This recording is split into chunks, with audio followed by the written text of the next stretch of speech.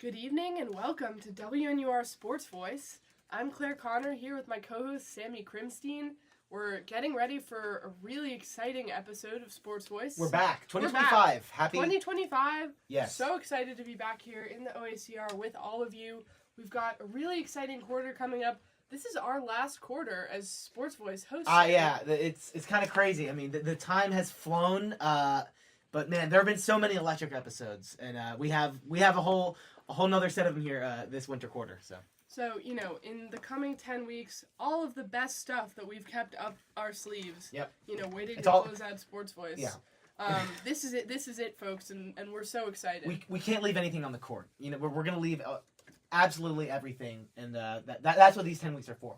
Absolutely. So, I guess we'll start off the way that we always do, but just kind of like recap for everyone. How's the beginning of the quarter? How are we settling into winter in Chicago? Yeah. How are things going? And if everyone wants to just introduce themselves, we've got 3 great guests coming on, including one first-timer, and that's exciting. So let's have the first-timer start here, because we want to do some introductions. So just tell us who you are and tell us how it's going. If you listen to Moving the Chains, I was the same guy that predicted Northwestern to beat Ohio State. Ended up looking like an idiot. Hey, they were beating Ohio State like 3 minutes into the second quarter. So Yeah. close enough. Close enough. Close enough. I was confident, but hey, guys, first time here. Name's Matt Campbell. My first year here, and I'm excited. I'm surprised this is my first time on Sports Voice because this show is awesome. There we go. But better late than never, right? Absolutely. This is Jonah. I've been here before. It's a very fun time. I'm having a good quarter so far. I'm from Chicago, so the weather, I guess, it shouldn't be too bad, but it's also been cold, so it's cold. not that great. But we got a new quarter, new things, new electric episodes. Electric. I'm Ethan. You've probably heard my voice before too. Start to the quarter is good. The cold I'm used to at this point. I've been through a year of this already. I've seen really bad, and I'm looking at the weather reports for next week, and I think we're getting near that territory. So It might go downhill, but so far so good. Yeah, so far so good. Unfortunately, so good was not really the case for Northwestern basketball today. And that, unfortunately, is how we're going to start things off, because it is the most recent thing that happened here in the NU sports world. Early today, Northwestern played Michigan State, 11 a.m. Gus Johnson in the house. Pretty, I think, high expectations for this one, despite the brutal loss to Purdue last week, which we'll get to a little bit. Northwestern at home has felt like a different team over the past really 2 or 3 years. They have been really tough to beat at home. Last year, they only lost one Big Ten game at home, and then the Chicago State game that we won't talk about doesn't count. But they don't lose at home very often, even against great Big Ten teams, top-of-the-line teams. Today, not only did they lose at home, but while they only ended up losing by 10, they were dominated at the Wells. So that's something we're not used to seeing. What are your thoughts? Anyone can start. I mean, they got dominated in the paint. That's probably the biggest red flag. And Matt and Brooks can't be the guys that carry the load all the time. But I'll get to that in a second. But 22 points in the paint in the first half. That was a rough watch. There was no paint presence. I kind of put that on Matt Nicholson, although he did have a good game. I'll commend him on that. But your paint presence as a team has to be better. On top of that, shot 14% from the free throw line in the first half. There is no basketball team in the country, and these are really niche stats, guys. I was on the sideline covering this. This is the only reason why I could pull it out of the top of my head. There is no basketball team in the country that'll ever win a basketball game shooting, I would even say, below like 75% from the line. It's very rare. But that's all I got to say about that. Now, Matt had 27. You can't blame Matt. Brooks had a bad game. Nick, my bad. Yeah. Wow. Nick I Martinelli. really couldn't blame Matt if he scored 27. Nick Martinelli, 27 points. There's not much more you can ask, and I'm gonna wrap it up because I'm kind of going long. But you guys got to step up. Jalen Leach stepped up. Ty Berry, 2 points. Yeah. You can't. Come on. And this is one of the most prolific shooters in the country. We saw that last season. He can be. He had 22 against Michigan State last year, 25 against a Purdue team last year. So he needs to step up whenever Brooks is not on. That's the main thing. That's what worries me. Yeah, it seems like they just kind of lost their identity in their own place, which is so rare at Welsh Ryan Arena. Like, the team just had no synergy, and for a team that shoots, I think, in the bottom 5% in the country in a three-pointer shot, they shot so many threes and not successfully.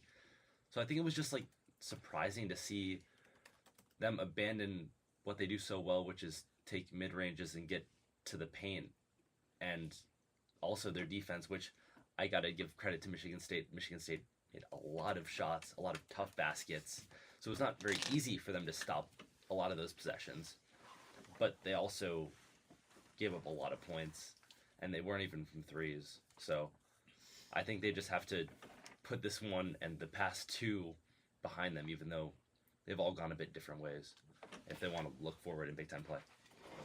Yeah, last season it felt a bit like the Welsh was invincible for Northwestern. They won all but 2 games there. Obviously Chicago State, Sammy mentioned, and Iowa at the end of the season, which was, Matt Nicholson got injured in that game. That took him out for the rest of the season and the NCAA tournament.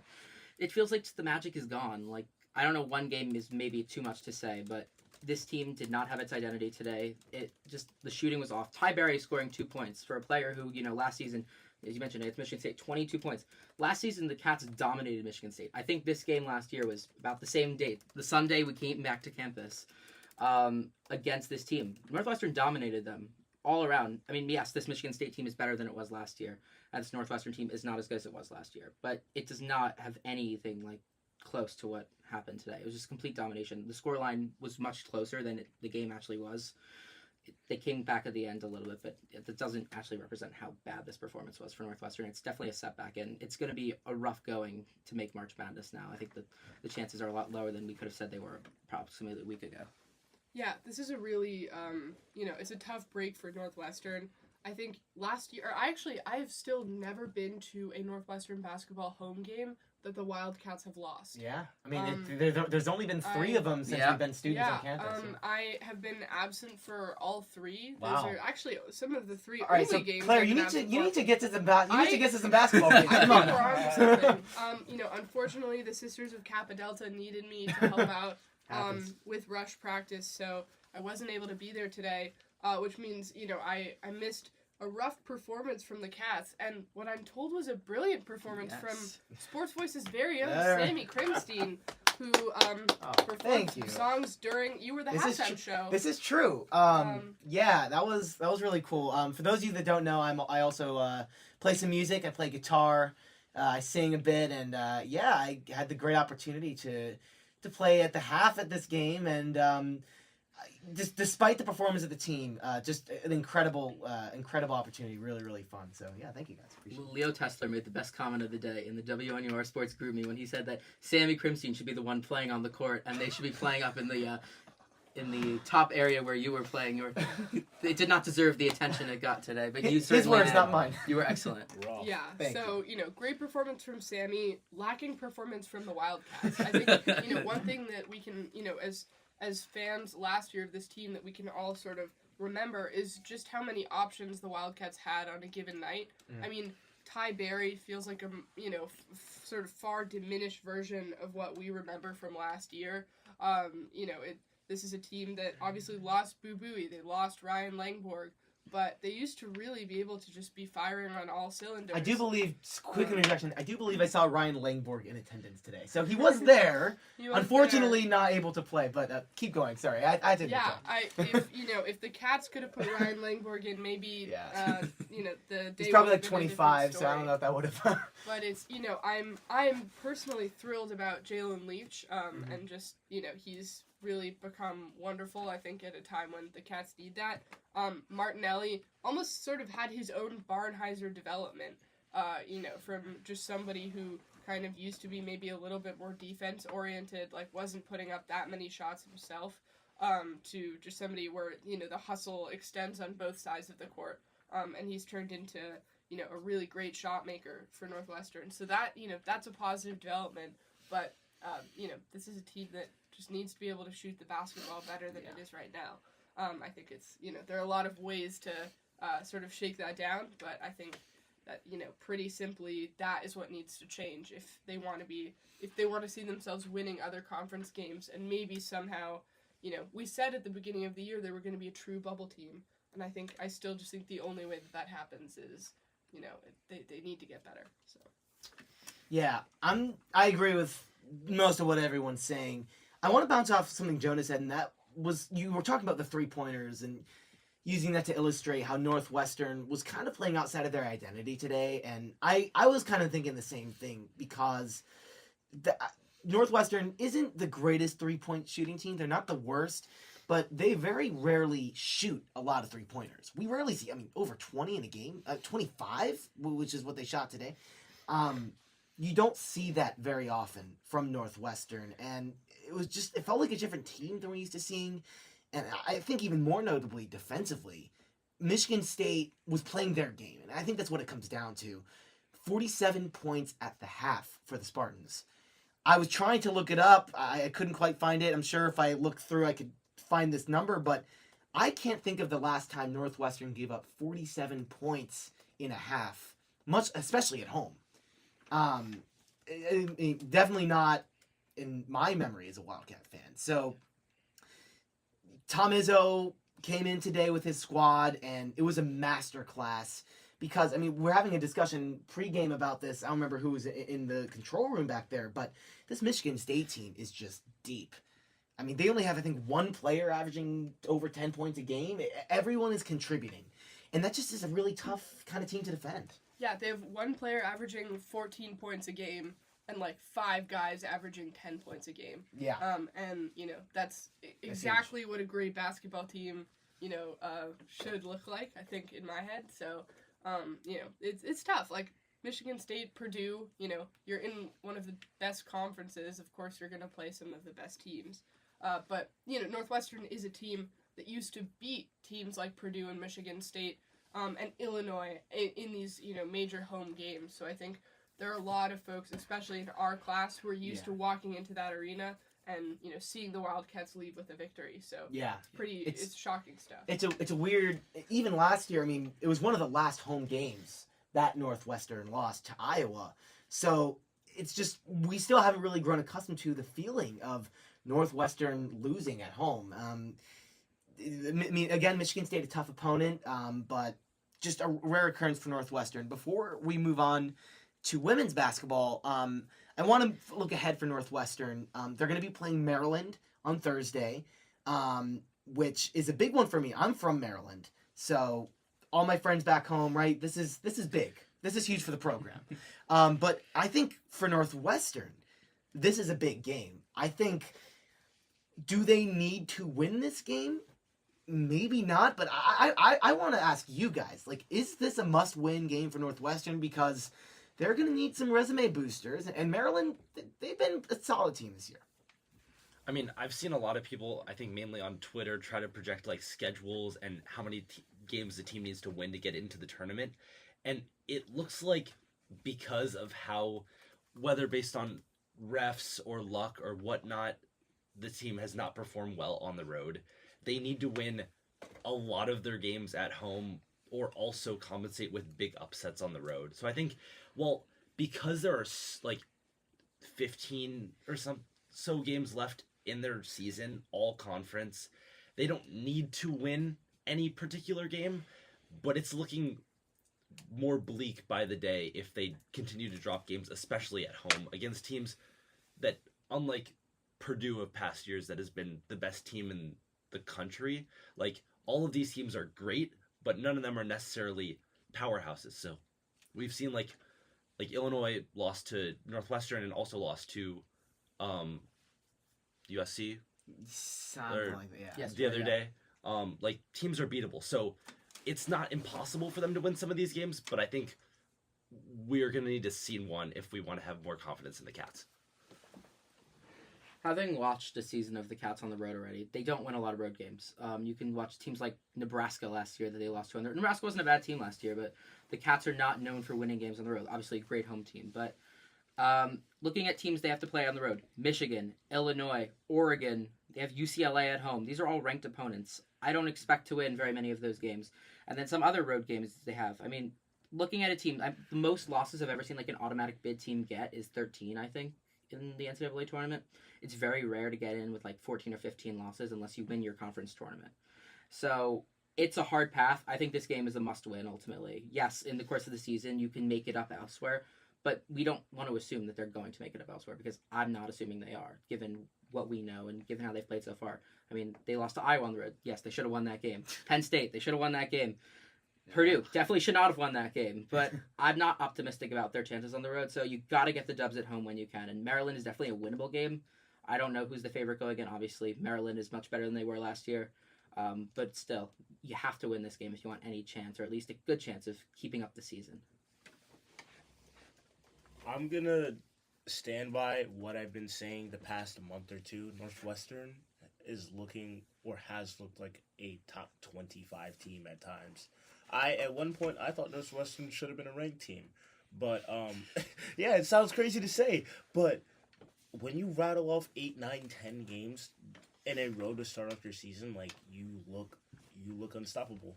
And then the Iowa game happened, and then the Penn State game happened. You're like, okay, whatever, they should have won, and whatever. And then 2 legitimate losses where they're completely taken out of their game, and they're shooting.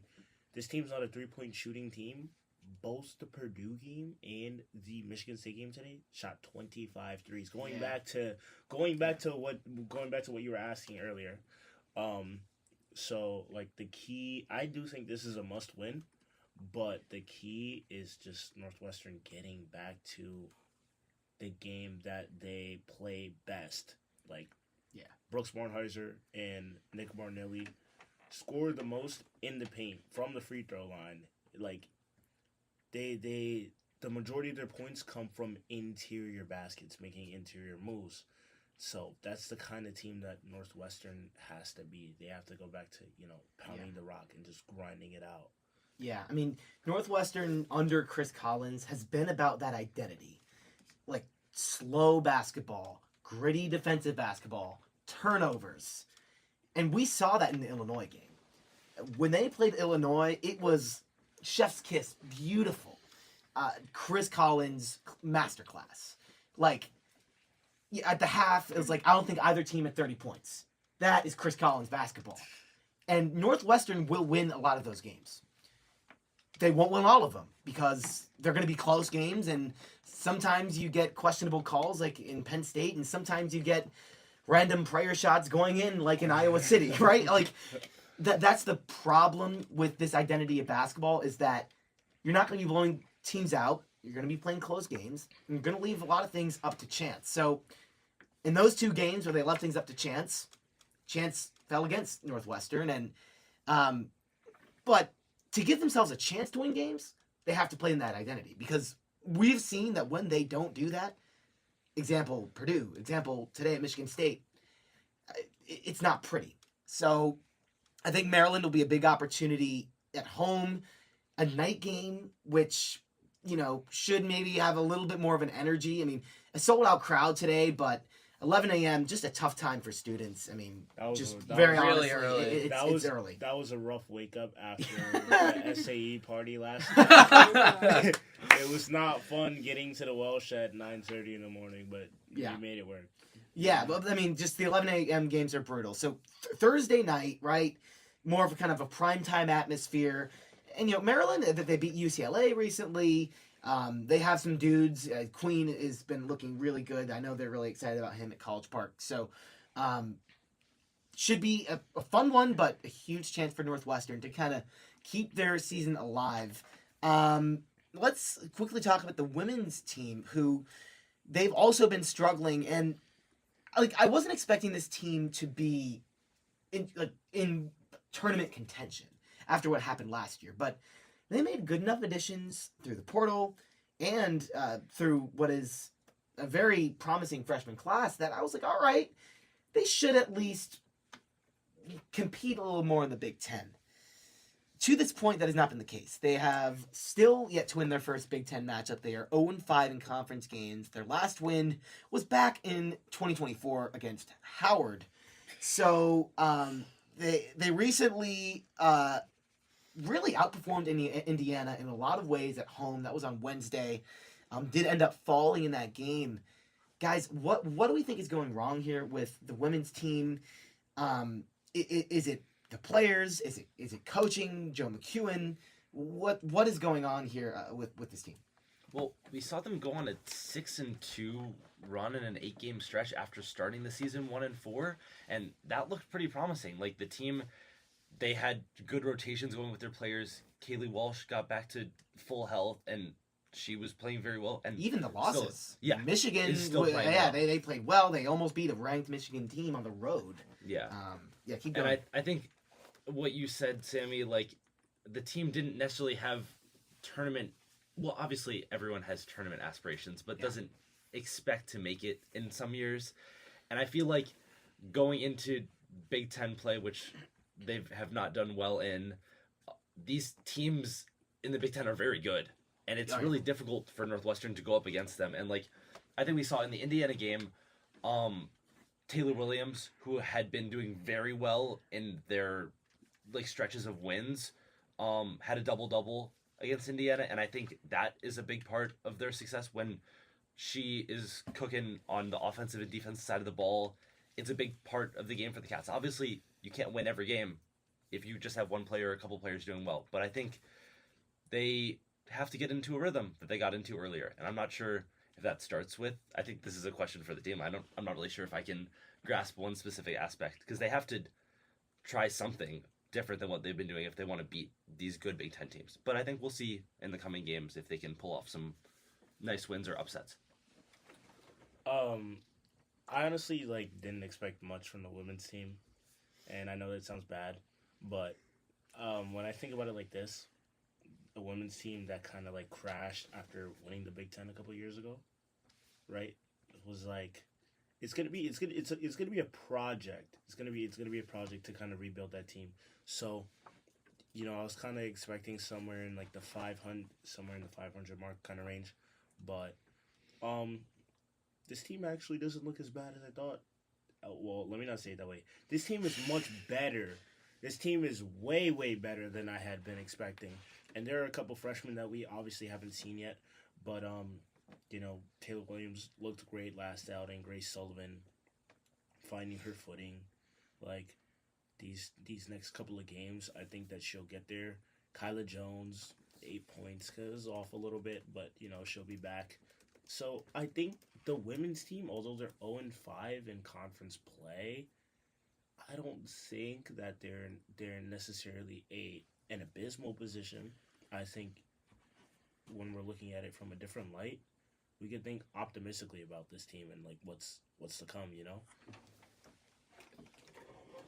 Yeah, I mean, it hasn't been good so far. I don't religiously follow the women's team because my expectations aren't high to begin with, and I feel like it's been better I think than last year, because last year was just really bad. But yeah, there hasn't been that much improvement.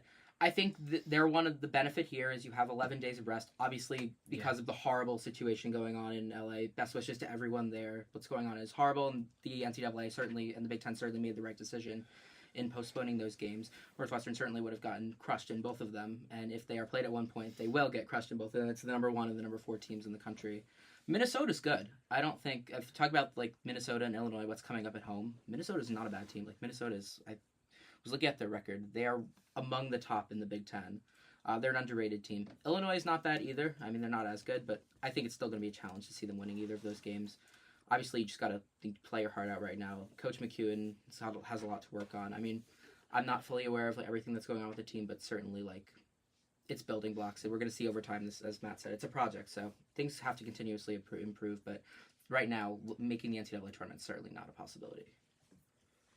Yeah, this is a tough stretch of games for the Wildcats. I was watching that Michigan game earlier this season, and just thinking, yesterday last year, I watched a lot of pretty bad performances from Northwestern women's basketball. Yeah. And I think that Michigan game, that was like pretty shocking. I was watching it from home, and I kind of just thought like, wow, this is a team that maybe has some potential this year because they're keeping up with the best in the country, and it's an away game. And I think the home advantage for Northwestern women's basketball isn't quite as pronounced as it is for some other teams, just because they don't get the turnout that a lot of other sports, including women's sports like lacrosse at Northwestern, are able to pull off. Even volleyball. so- Volleyball hasn't been a good team.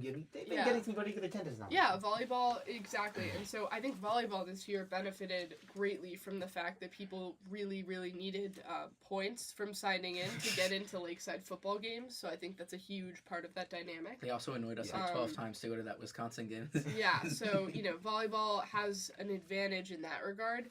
But, I think it's pretty disappointing where this team is headed from, like, a recruitment perspective. They have, a lot of girls from really great high schools. Like, I think Crystal Wang is a good example. Mm-hmm. Went to Sierra Canyon, played with Juju Watkins, very talented in high school. Just, like, really hasn't made a name for herself in any way in college basketball with the Wildcats.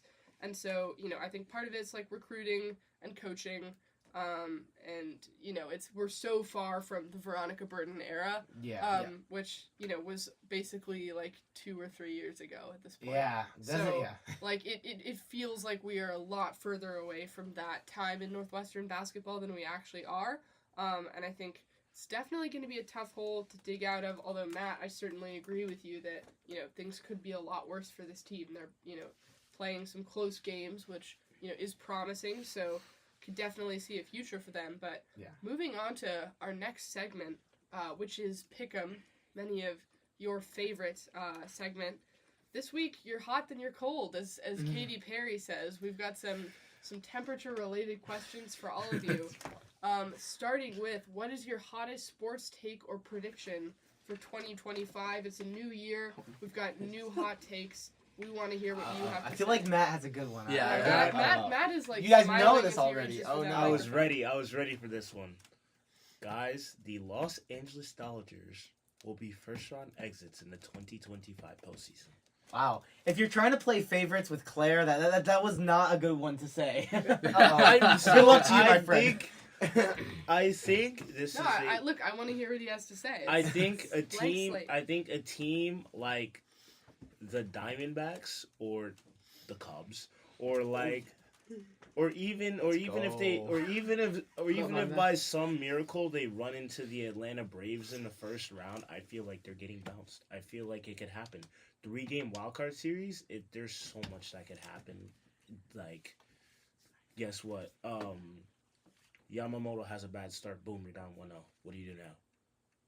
Kershaw has a bad start. You guys are screwed. Your bullpen blows it. You guys are screwed. Ohtani disappears for a game. Or even worse. Yeah, just like Judge. But but Ohtani slumps. Or Betts is slumping. Then or Freddie Freeman's hurt. There's so much that can happen. Thank you for just listing like everyone on this massively talented roster. Yeah, It's Something bad happening. If this guy, and this guy all have a bad They game. are massively talented. But what I'm saying is it takes one hole. Baseball is such a unique sport because all those stars are so essential that even if one is off their game, just one, it only takes one, then the Dodgers could go to crap so quickly. It's possible, and I think it's going to happen. I think it's going to happen this year. I'll keep it on the baseball train. All right. The Chicago Cubs will sign Roki Sasaki. Oh my God. Win. I love to hear They it. will win the NL Central, which is not good this year. I said that last year, but they're actually not good this year. They're worse this year than they Yes. were last year, and last year they were not good. Yes.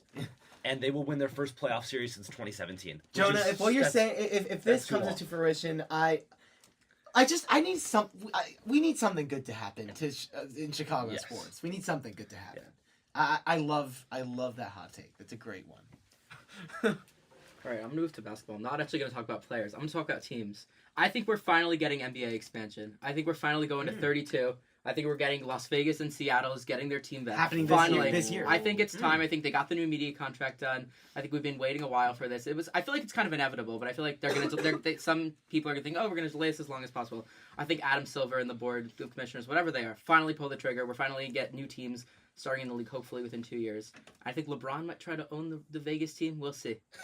Seattle deserves a men's basketball team. Yes, I'm so the excited Supersonics for should this. be back. The Supersonics should be back. Bring I back the had an Sonics. awesome time visiting Climate Pledge Arena when I went there. Looks so cool, yeah. It's just like such a cool, I mean, for so many reasons, such a cool environment to be in, but this is a city that should have an NBA team. Yes, I will be so excited if this happens. I think Vancouver deserves a team as well. I think you bring back Vancouver for sure. All right, got a Vancouver fan in here. Any Vancouver connections, or you just a fan of the city? I just think it would be cool. I just think Yeah. they kind of had the Grizzlies unceremoniously ripped away from them, and nobody talks about it. So I think they should bring it back. You know what? That's because Seattle gets a lot of the pity from the Supersonics getting pulled away. But yeah, you don't hear that a lot about Vancouver. You know what? I respect that take. That's good.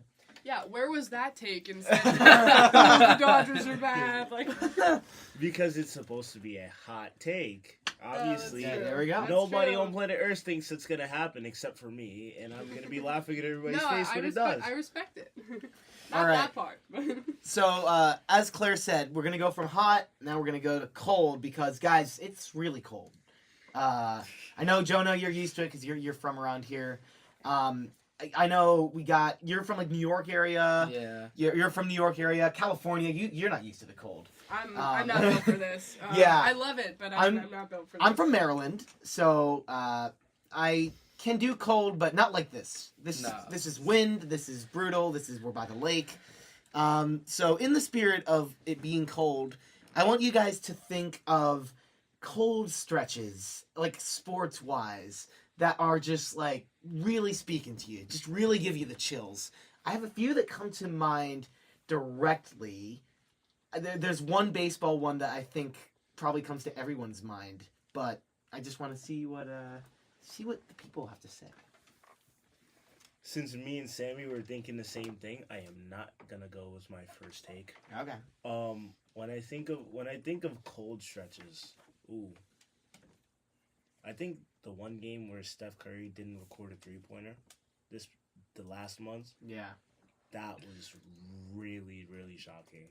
Like that night Steph Curry was colder than Lake Michigan is right now. It was actually insane to watch. So that's what I'm thinking of. I'm gonna have to go with the Matt Eberflus tenure of the Chicago Bears. A 14-game losing streak, and shared with Thomas Brown a 10-game losing streak over the span of three seasons. And like the 2022 one was awesome because Justin Fields was playing like a top 5 quarterback. He was so fun to watch, but the team was so bad. It was just so depressing to see another loss. But then they got Caleb, so we're still back. Hey, the Bears beat the Packers, right? That's This all is that matters. we can say that on SportsVoice for the first. Anyways, time don't get me in so started long. on that game. Okay, I would have pity for you, but I'm a New York Jets fan, and we have the coldest streak in football of having not made the playoffs in, I think, what is now 14 seasons. Is that your? No, but the further point of it is just how bad this team has been, especially this year. We had such high expectations. It was, I was talking with Harrison Schilling this morning about the grade for the season, and someone gave them an F-.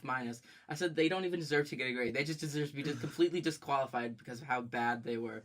This team has just been completely incompetent over the last decade and a half, and I don't see it getting any better until Woody and his son Brick finally leave, and that's going to be taking a long time. It's cold in MetLife Stadium. It's a cold stadium to begin with. The team is cold. Just everything is horrible in Jetsland right now. It cannot get much worse than it is. Practice squad level of performances is absolutely depressing. It's not fun. On the topic of football, double doink.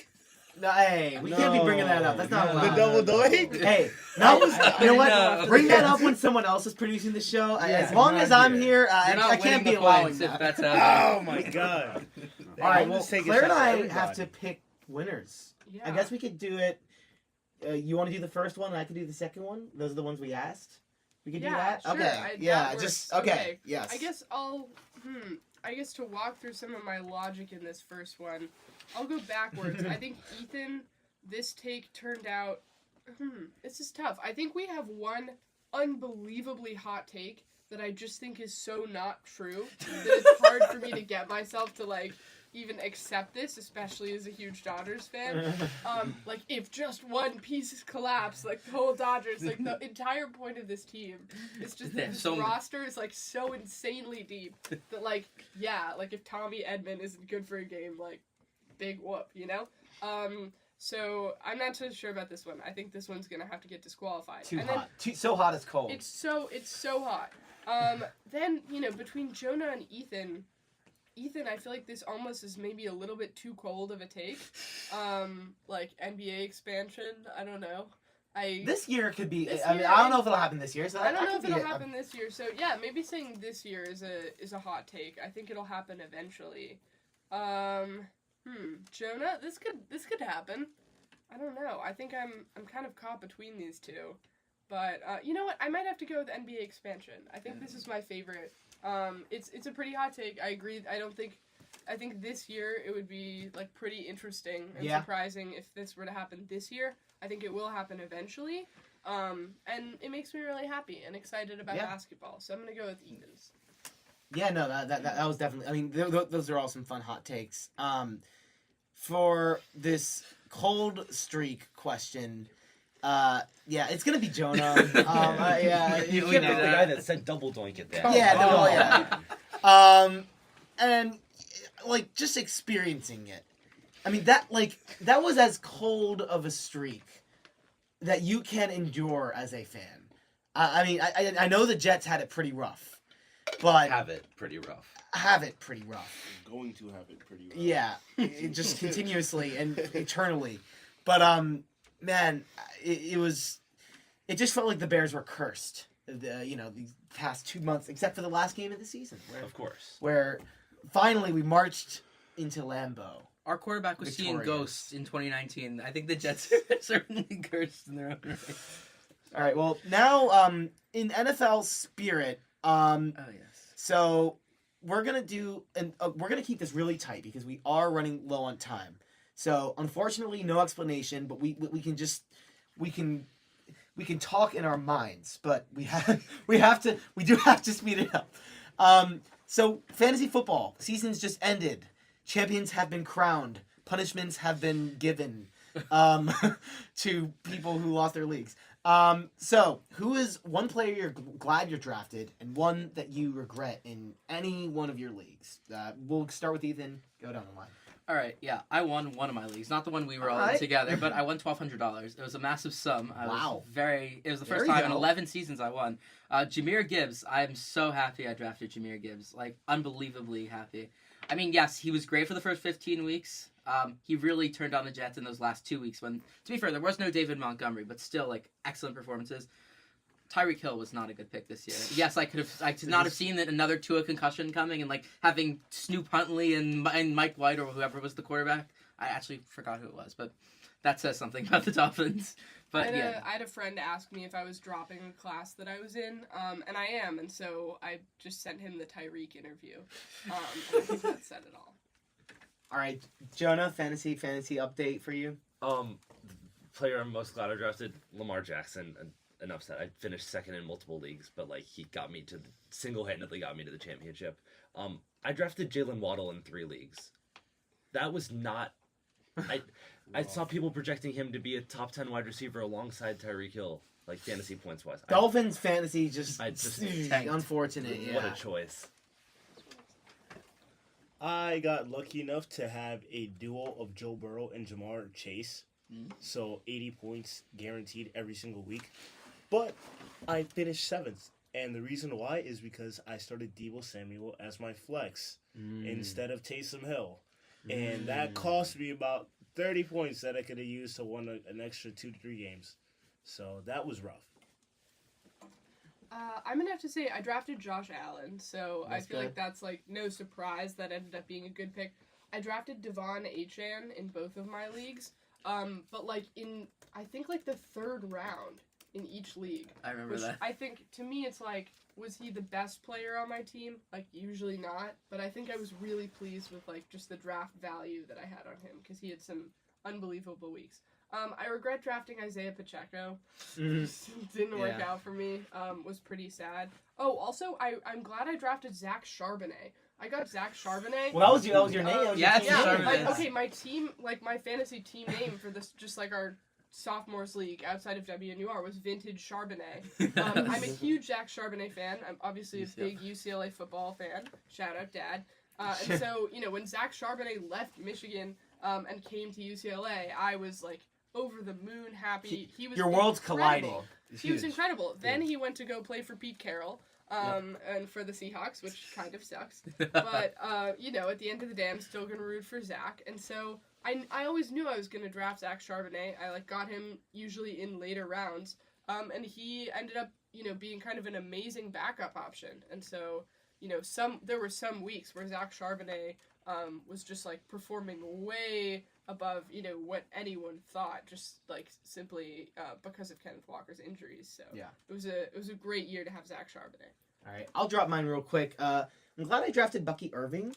He had a very nice rookie season. I was not too familiar with Bucky Irving. I'm not the most devout college football fan. I knew the name, but didn't really know too much. I was like, yeah, I'd seen good things. All right, let's see what he does. And it took him a few weeks to kind of really get going, but once he did, he really ended the season strong. I'm glad I drafted Bucky Irving. On the flip side, another running back, Travis Etienne. He had one or two good games at the beginning, and then kind of just didn't really do anything for me there on out. So yeah, sorry Jaguars, sorry Etienne, but you were just not getting the job done for my fantasy team. NFL playoffs are going on. We're going to get to some more of that because we got a lot more to talk about here, and I want to just hit on some notes. Next week, we'll be talking about the playoffs. I know we've had a ton of fun stuff going on. Commanders are playing right now if you want to tune into that. But we got some baseball people here, so I do want to get some MLB talk. And again, try and keep it pretty quick, but favorite move of the offseason, MLB. And I have a feeling based on... Well, I don't know if you guys are going to stick to your teams, because if you do stick to your teams, I have a pretty good idea of what all three of you may do. But we'll see. We'll see.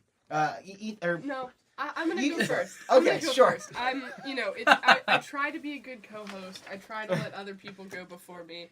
Sometimes you just got to be selfish. This is one of those weeks where I just have to say that it's a great time. It's not one of the best times in history to be from Los Angeles. I personally will say that. It is one of the best times to be a fan of the fantastic Los Angeles Dodgers. I'm so excited for the upcoming season. I was pretty worried about this Dodgers offseason. Teoscar Hernandez looked potentially like a flight risk. People were worried that the Dodgers were going to lose him. They managed to keep him 3 years, $66 million.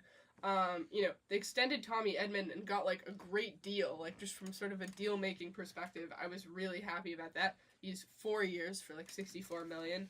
And then got Blake Snell. We're gonna have one of the best rotations in baseball. Arguably ever. Yeah. It's just absolutely crazy. And there's still Roki Sasaki. Blake Trinan is back. It just come on. How can you not just be jumping for joy at this team? So I'm really not answering your question. If you root for any of the other 29 teams, maybe. I was supposed to give my favorite move of the offseason, but I think you my just favorite listed move is five. Just be all the of them. Dodgers. You can't be the Dodgers. Okay, calm down. Yeah, I There are know. other rich I teams in completely agree. baseball. The most Mine. the most star-studded roster in the history of sports. Absolutely insane. My favorite move was Devin Williams to the Yankees.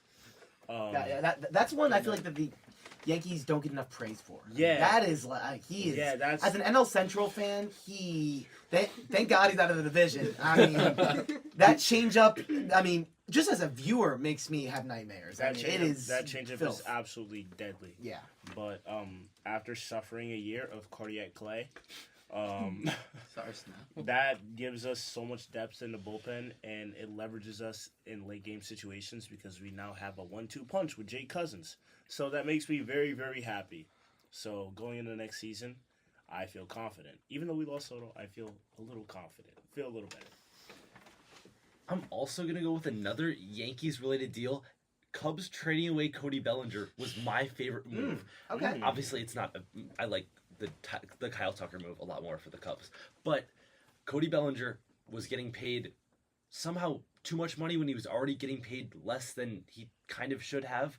But they need to start building around. The Cubs need to start building around their young core, and I think this move, which just brought them financial security, allows them to spread out with new guys in the outfield and also try out different infield combinations. So I think obviously Kyle Tucker is huge because the Cubs need a power hitter, but I think getting rid of Bellinger was the start of possibly a new era for them. That's a fun twist. I like it.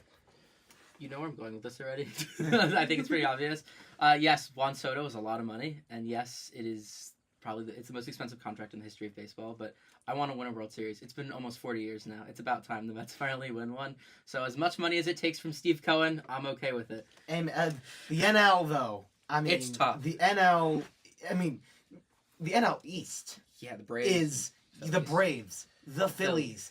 I think the Nationals will be a good team The this Marlins. year. At least we got Will be the a tough The Marlins. Marlins are there, and like they're not going to be good. No. But But they'll there's take four one or teams. two. There's 4 teams in that division that are, Yeah. I think have legitimate playoff. Marlins could have had a worse offense Chance. than they did. So.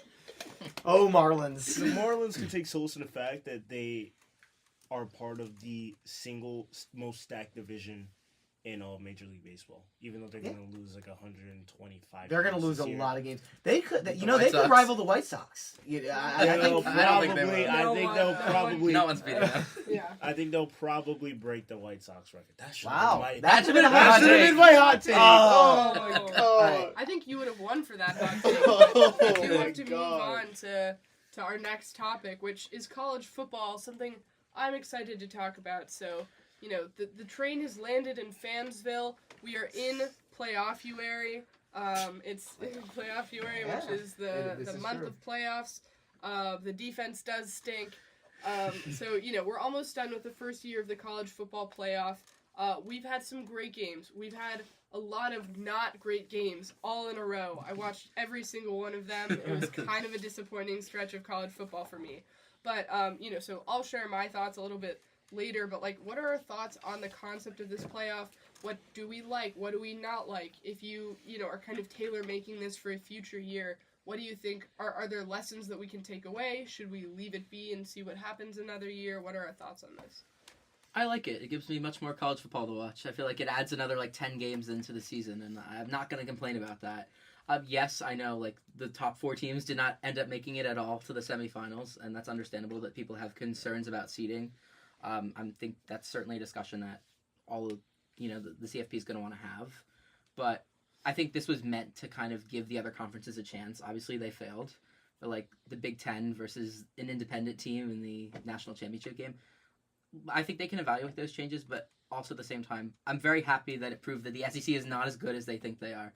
Yeah. I'm happy that like people like Paul Feinbaum have finally realized like humble yourself a little bit. Like you guys are not as good as you think you are. He was pushing all Alabama should have been in against Penn State, and then they lost to Michigan in their bowl game. So I think the seeding was fine. Like yes, the teams in there like Indiana certainly did not play as well as we thought they would have played, but that was it's bound to happen when you have 12 teams. Like not everyone's going to be as good, and when you're taking out all these people who like are certainly top 4 teams who are not in the top 4, like you're going to have lopsided matchups. So there's discussions to be had, but I'm happy so far. I think changes will come, and we'll see what comes from that. But good so far. Yeah, I think it was entertaining to see a bunch of not necessarily upsets, but like the bracket not go the way that people might have expected it to, just looking at it on the surface. And I think it kind of made me think about like the MLB playoffs recently. Like no hate towards the Dodgers because they just won the World Series, but like losing to the D-backs like in the first round 2 years ago or 3 years ago, like that's what it made me feel like. It's like any team has a chance of having a hot streak and just like taking off in the playoff and going all the way to the Natty. Like it's only a couple games. So I think it gives teams that might be overlooked, but not obviously so overlooked because there's only 12 of them. But I think it's just like opportunities where if you have a great season, you have a chance to prove it in a couple games. So I think it'd be cool if they went to like obviously not for like a realistic standpoint, but like 24 team, 32 team, 64 team college football playoff. Just the NCAA tournament. Yeah. 64 64 teams. We're gonna have December Madness by the time we. Yeah. All right, so I'm gonna cut you off there because I hate that idea. They're gonna No, they're gonna no need to beat around the bush. Okay, no, but seriously, Jonah like said it perfectly. Took the words out of my mouth. In the past years, there have been teams that missed the college football playoff that we as fans like think deserve a chance, and so now I think the new format says, okay, you guys think that SMU deserves a chance, or you think Penn State deserves a chance, you think Notre Dame deserves a chance, all right, here you go. Let them prove it. And I love that. I think it's awesome, because guess what? We have an independent team in the national championship.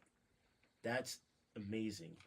And it like takes away the revolving door between SEC and Big Ten teams. That's another plus. So yeah, I think I don't think it's flawed.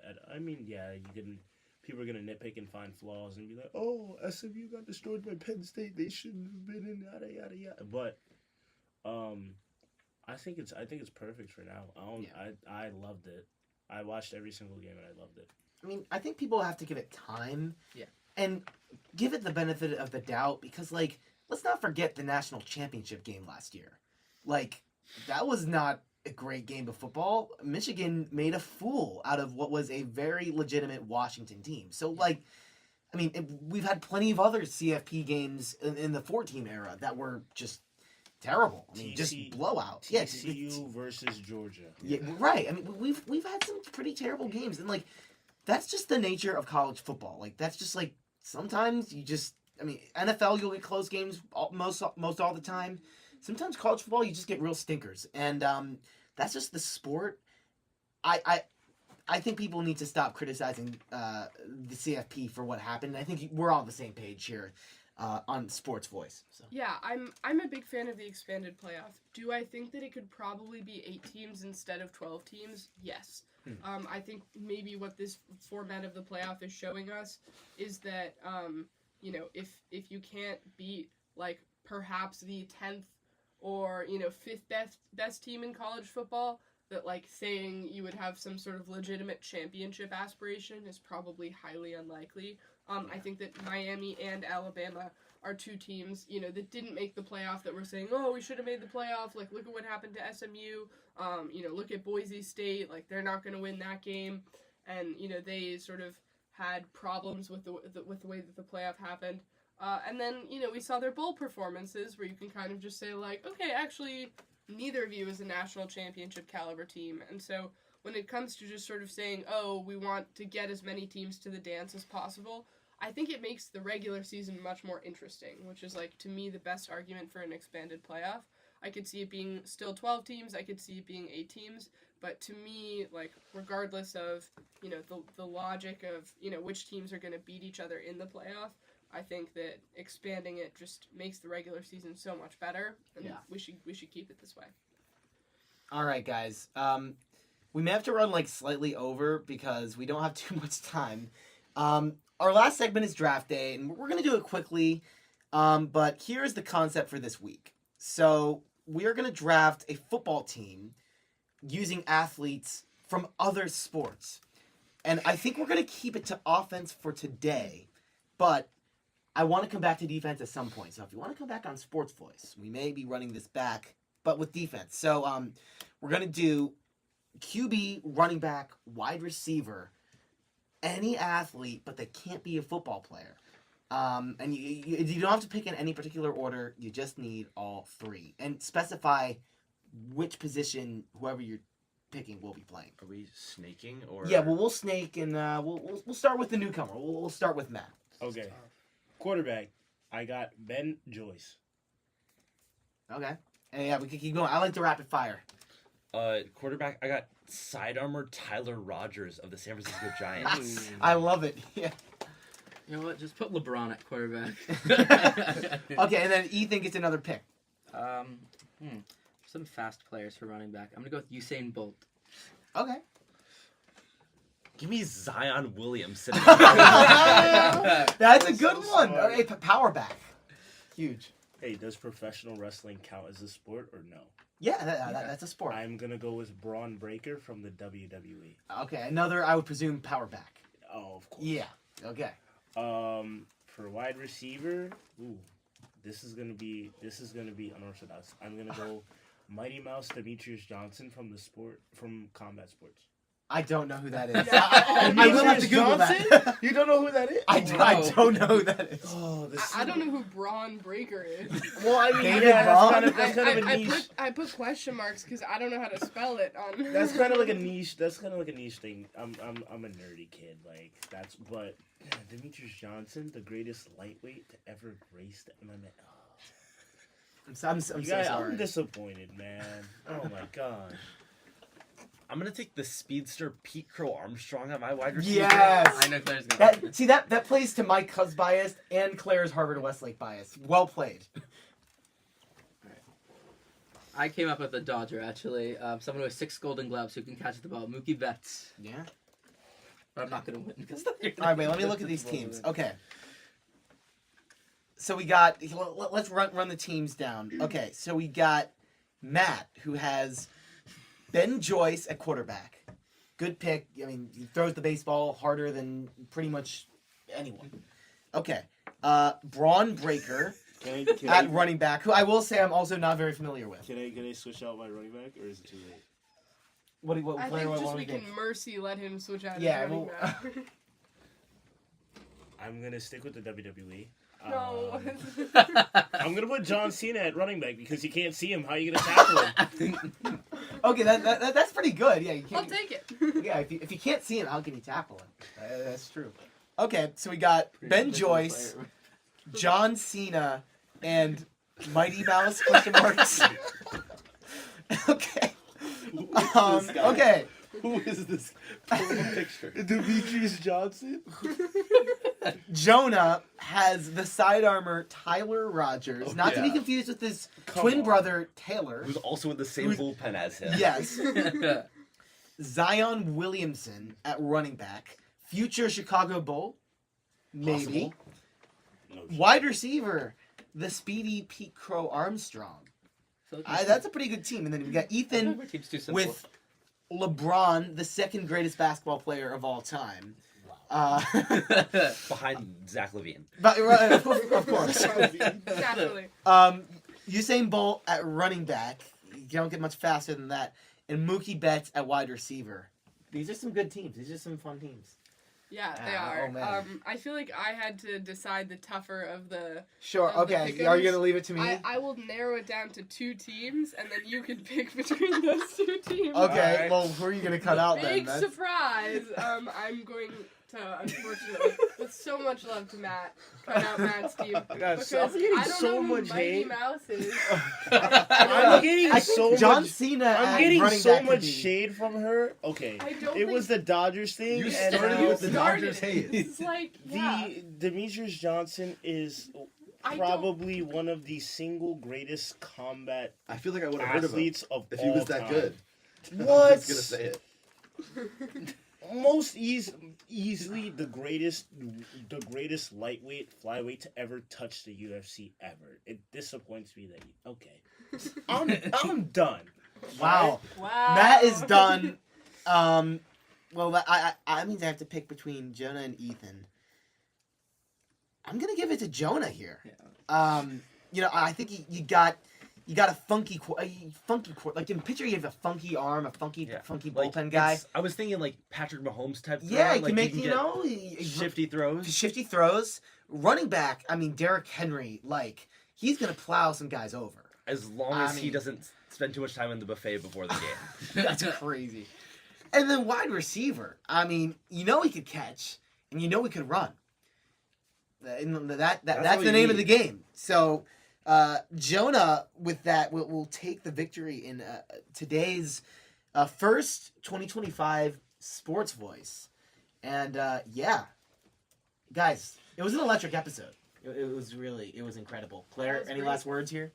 Yeah, great episode. Thank you so much to the 3 of you for coming on. Matt, I know we gave you a bit of a tough time. Yeah. I will say that you started it, But like so happy to have you on Sports Voice. Just That's- like such a fun guest. I feel like Please come back. I can't remember the last time that Sammy and I like had this much fun and laughed this much in an episode of Sports Voice. So the three of you rule. Yeah, great episode. Tune in next week. As always, you tune in for the whole sports block. I mean, you can tune in at 8 p.m. for Sports Voice and be here from 8 to 9. But, we've got Bracket Babble with Patrick Winograd. We've got Her Take with Taylor Hancock and Yen Yen Lee. It's a really fantastic 2 hours of your Sunday if that's how you choose to spend your time. But, we loved having the three of you. I will not be back next week due to a scheduling conflict. I'll be back the week after that. But, I hear Sammy's got some great stuff cooking. So. I've been cooking, of course. Well, thank you guys again for joining us here on Sports Voice. We'll be back next Sunday at 8 Central, 89.3 WNUR.